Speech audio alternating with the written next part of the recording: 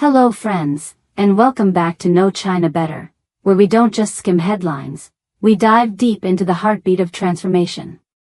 Today's episode? Well, let's just say if you've ever felt like your city was stuck in the past, Beijing might make you feel like you've time traveled into a sci-fi film. Talking trash cans, robot park rangers, palm print subway access. No, this isn't a Black Mirror episode. It's real life, unfolding right now. We're unpacking a remarkable video excerpt that doesn't just showcase flashy tech, it reveals how artificial intelligence and automation are quietly reshaping daily routines, public services, and even your bathroom breaks. Yes, you heard that right. From interactive bins that help you sort waste with a side of sass, to mall restrooms that double as health clinics, to AI-powered valet bots that park your car while you stroll away, this is urban innovation at full throttle. But beneath the convenience lies a deeper story, one of data, trust, and the evolving relationship between citizens and their cities. So buckle up. We're not just exploring gadgets, we're exploring a new kind of urban consciousness. Let's get into it. Friends, have you ever felt like you blinked, and suddenly the world caught up to a sci-fi movie? What if I told you that in one major city, talking trash cans, robot park rangers, and even palm print subway access are already a tangible reality, not just concepts? Today, we're taking a deep dive into an incredible video excerpt focusing on Beijing. We'll explore what's truly happening on the ground with smart city technology, going beyond the headlines, to uncover the day-to-day experiences.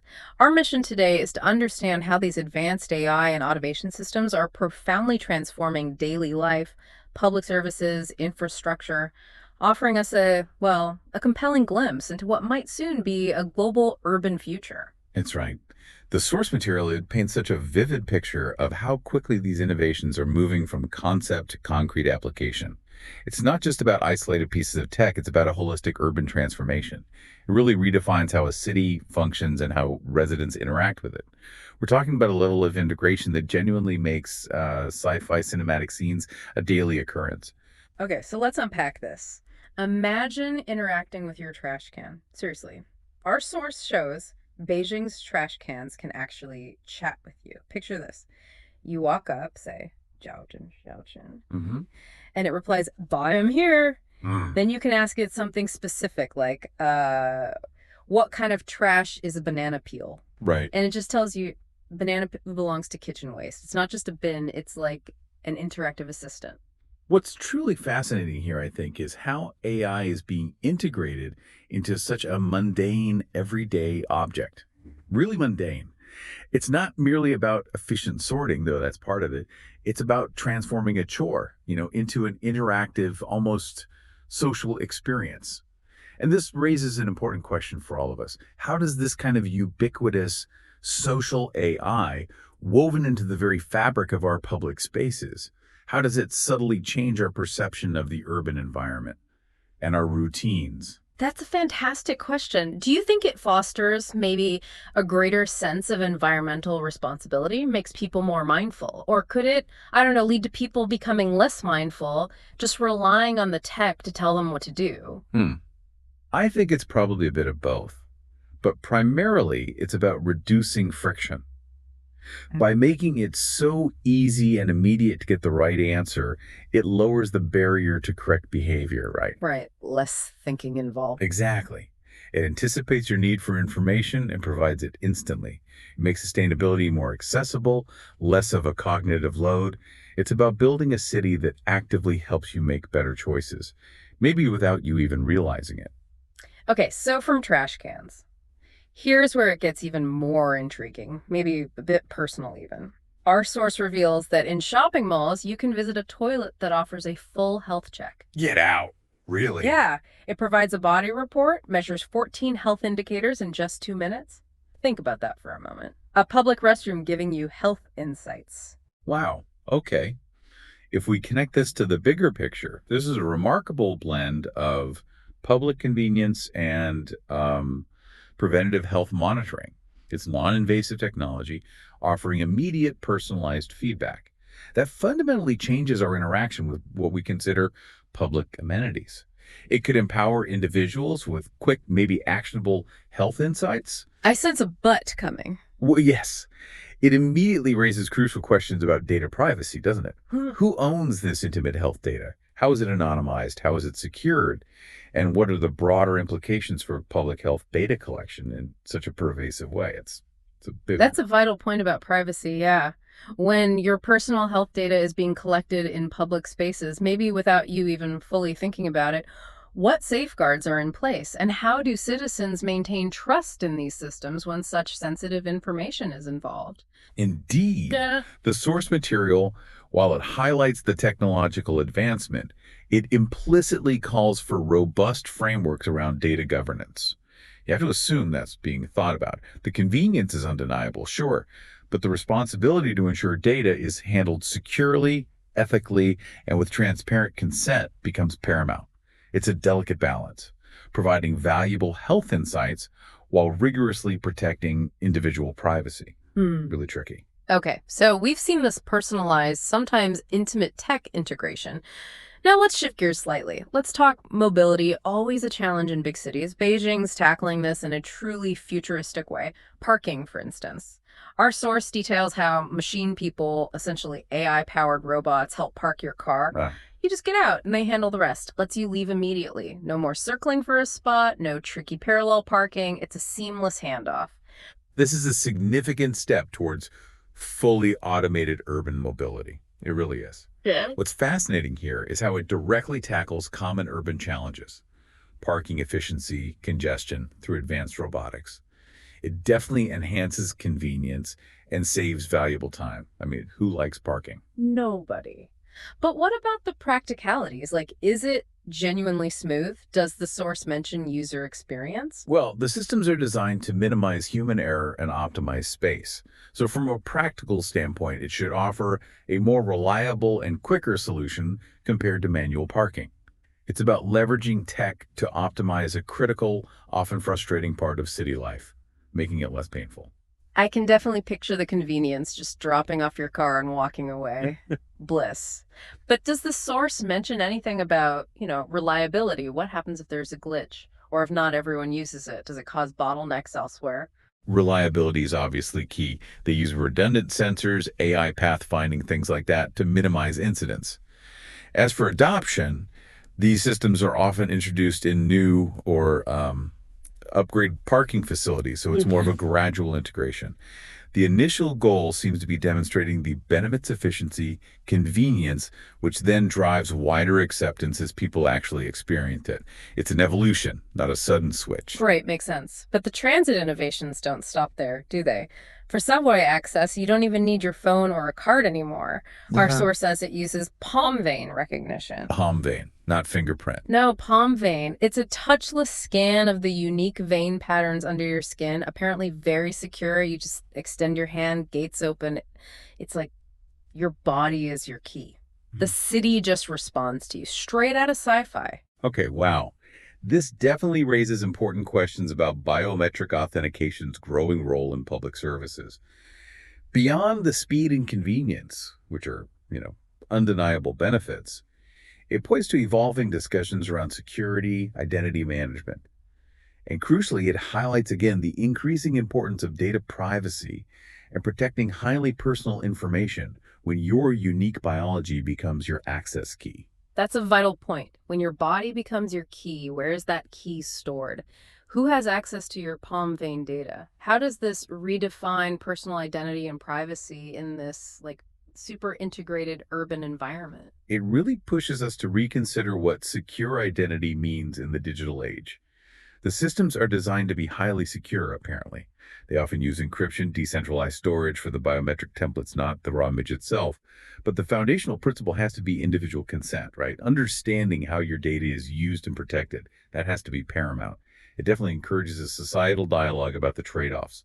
Ultimate convenience versus safeguarding personal biometric data. Definitely a conversation we need to be having. Okay, so powering all these smart devices is crucial. You can't have a smart city with dead batteries. And Beijing seems to have thought about that too. Our source mentions that even streetlights can wirelessly charge mobile phones. Streetlights. Seriously, yeah. And in parks, charging seats are now standard. You just place your phone next to you while you rest, and it charges up. Imagine just being out, enjoying the city, never worrying about finding an outlet or your phone dying. If we connect this to the bigger picture, this represents a pretty pervasive smart grid design. It's making power accessible, seamless in public spaces, integrating it into the urban fabric in a way that enhances convenience without being, intrusive. It's a subtle but powerful change to our daily interaction with the city. Essential utilities become almost invisible, yet always there when you need them, anticipating your needs. It sounds incredibly convenient, almost like magic. Is this just a few select spots, though, or is this becoming widespread infrastructure?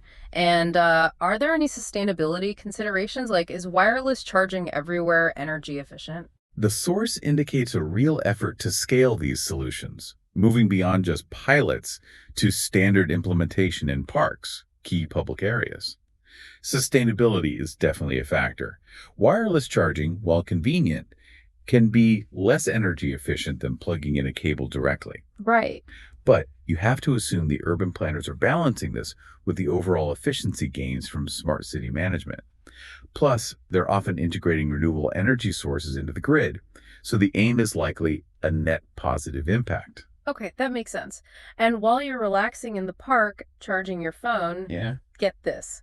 Our source tells us that the park staff, what they refer to as the yonzeng, which translates roughly to park director or manager, they aren't even real people anymore. Wait, the park manager's a robot? Robots!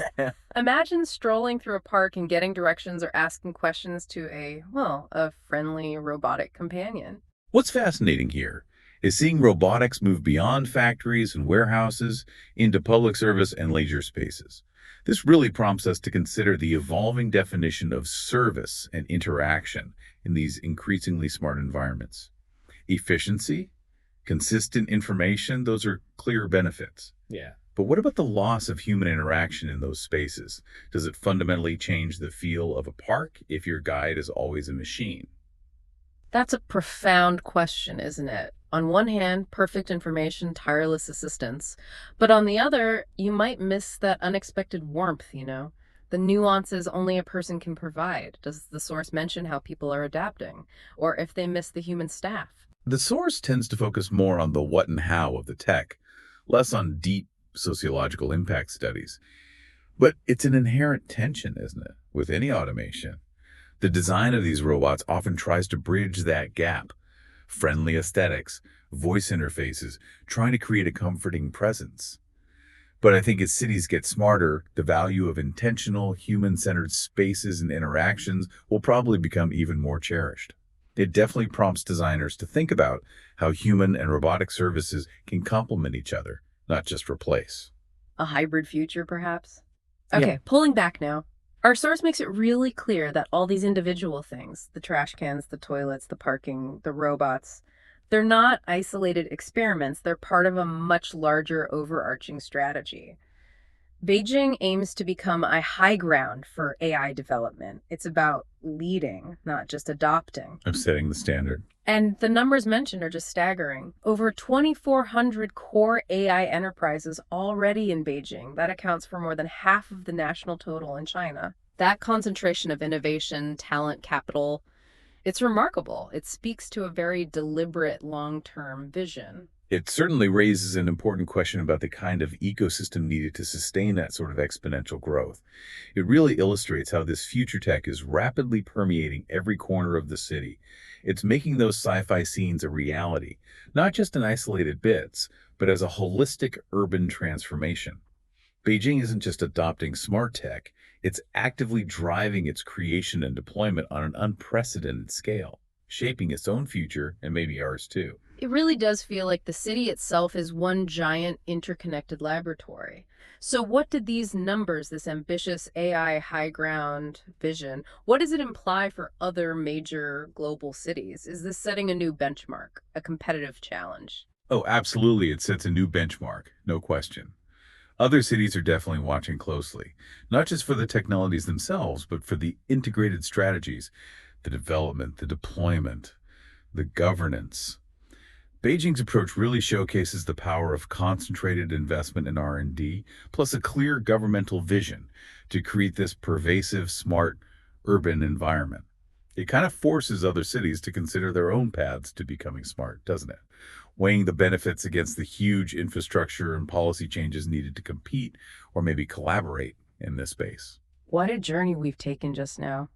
From talking trash cans and health monitoring toilets to palm print subways and robot park rangers, Beijing is truly a living laboratory for the future. It's amazing and maybe a little daunting to see how quickly these technologies are moving from concept to everyday reality, fundamentally reshaping urban life. Indeed.